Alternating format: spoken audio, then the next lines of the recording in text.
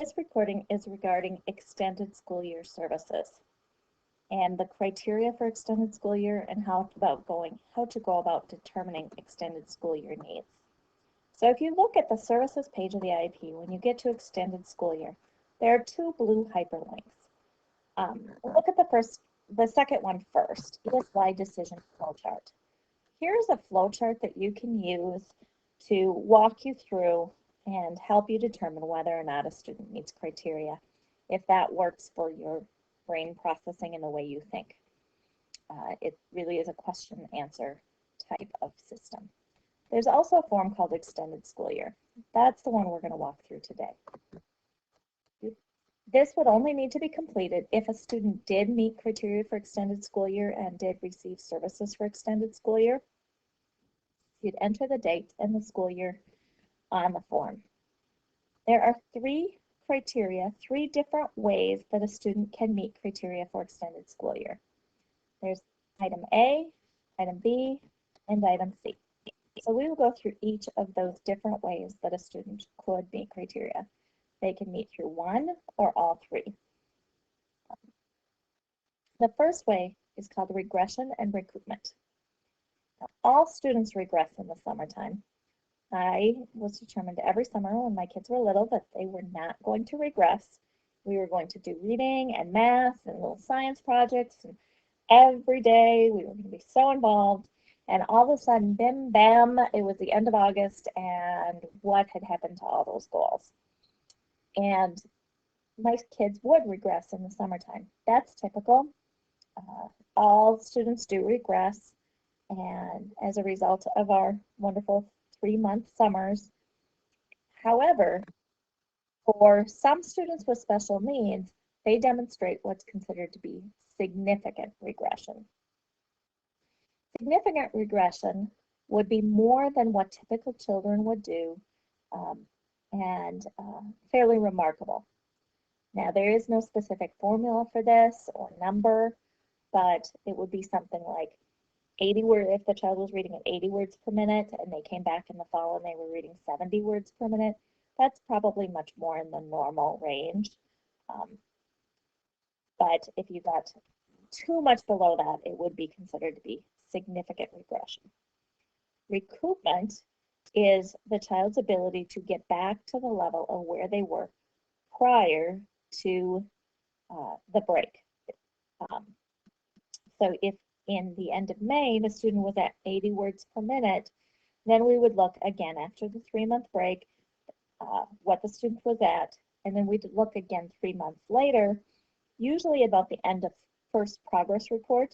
If at the end of the first progress report, the student is not back to where they were at the end of May, we have significant regression that is irrecoupable. So if you had a student that met criteria this way, you would check the box and then enter that data in there.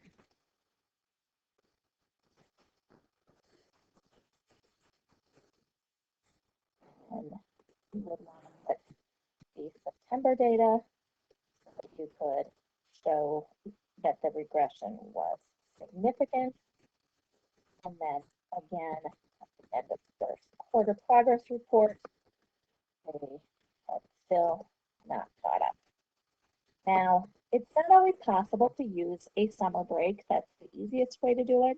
It's not always possible to use summer break because the student maybe receives services in the summer, or they are new to special education, new to the district, that type of thing. So then you could use data from like winter break. Even if they regularly have significant regression every weekend, they might be prone to significant regression and recoupment. So you would just describe that data down in this box. Then the second way would be something called self-sufficiency.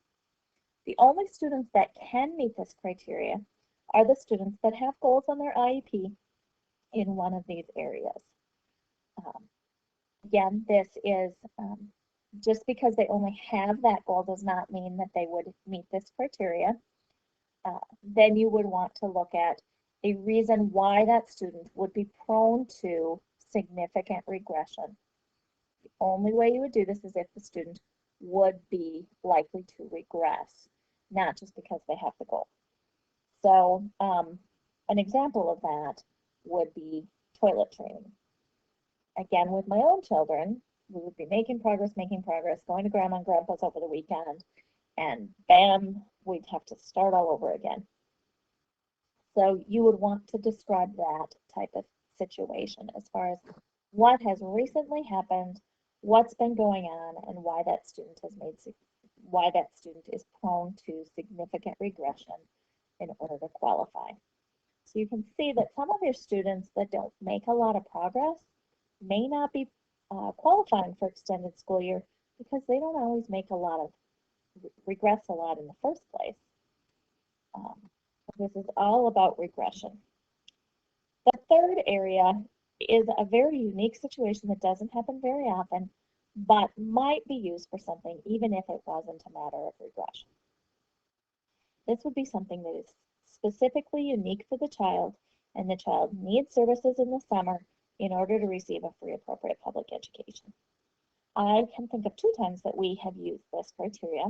One was a student who had a significant speech impediment as a result of not having a roof in the top of her mouth. She had no hard palate or soft palate, and she had had a number of surgeries, but they had never been successful. In May of the year, right before she was going into kindergarten, she was able to have a procedure, and they were able to repair her mouth. As a result of that, it was really timely that she needed to have some therapy in order to build positive practices and in order to maximize on her articulation so that when she went into kindergarten, she would be able to be successful in kindergarten. That was an example of a unique need. Another unique need I can think of was a student who had autism, although he was fairly high functioning. As a result of that, he participated in a lot of mainstream courses and needed to take those courses in order to graduate. However, he also really needed some significant transition skill support. And the team really talked about options, but didn't feel that he could miss enough class time. They didn't feel it was appropriate to have him excused from any of his general education requirements in order to get the support he needed in a lengthy period of time in order to practice job skills and those types of things. So he participated in mainstream courses a good portion of the school year, and then in the summertime he had a 3-week transition boot camp type of thing where he received some significant emphasis and training in transition areas. So if that type of situation were to come up, then you would just type that in this box describing blah, blah, blah. So once you determine that the child meets the criteria for extended school year in one of those areas, then the team would need to determine what the services are that the student needs in order to prevent that regression, or in the last case, in order for the child to receive a free appropriate public education. These services should be unique, just like services are unique during the school year. So I always get cautious when we have a specific program for students, although there certainly is benefit if there are a number of students that have similar needs that we might need to provide services through extended school year in a program of students. However, that program may not meet the needs of all students. So I'm going to give you an example from a fabulous teacher we have last summer who had preschool students, and she had about 4 or 5 that had fairly similar needs. So we set up a 2 or 3 week program in the summer where the children got services for 3 days a week, half a day for 3 weeks, something like that. And that met the needs of most of the kids. One of the students really didn't need that much. He only needed a minimal amount of service time, so he participated in the program 1 week. One of the students had more significant needs and would regress every weekend, and as a result, his needs were quite a bit different. So he would actually get services in a more intensive program where he got services once a week throughout the entire summer. So there was variation within the program, and that was very commendable for her to be able to do that. So really look at the unique needs of the child and determine specifically what services does that child need in order to prevent regression. Another note regarding services is that just because a student receives services during the school year doesn't necessarily mean that student needs the same services during the summer.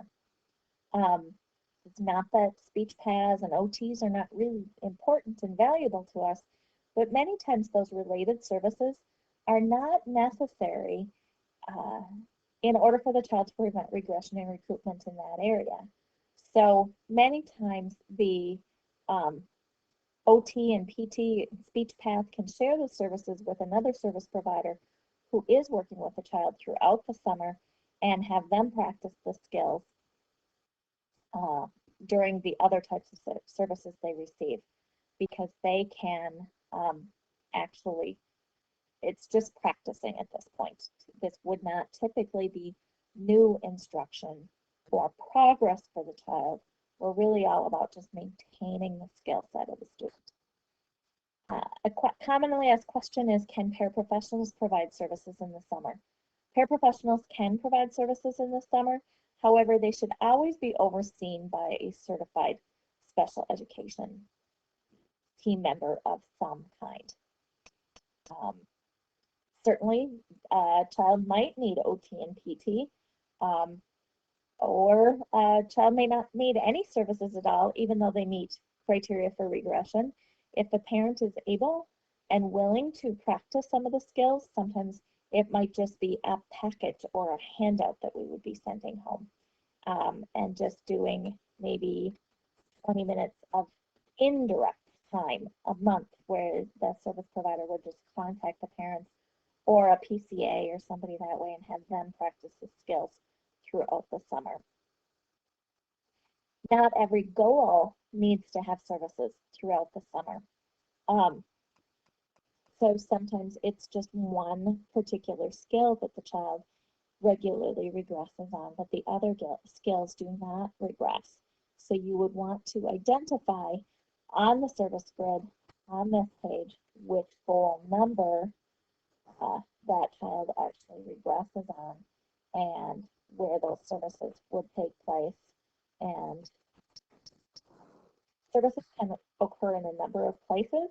Sometimes it's very difficult to get into a school building because of other programs going on, cleaning, or just where the service provider and the student live. And so maybe it's easier to meet at a community center, a library, a city office, something in that way type.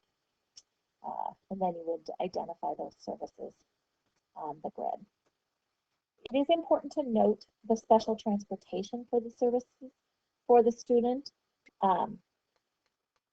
If a student receives special transportation during the school year, but does not need those services in the summer because the services there are, for example, one case that I had, the student was, there was a requirement that the student had to ride a van with a small number, van with a paraprofessional. I take it back. It was, the student had a paraprofessional on the big bus with them during the school year. During the summer, there were only 3 students on the van, and so it was determined that a paraprofessional was not needed.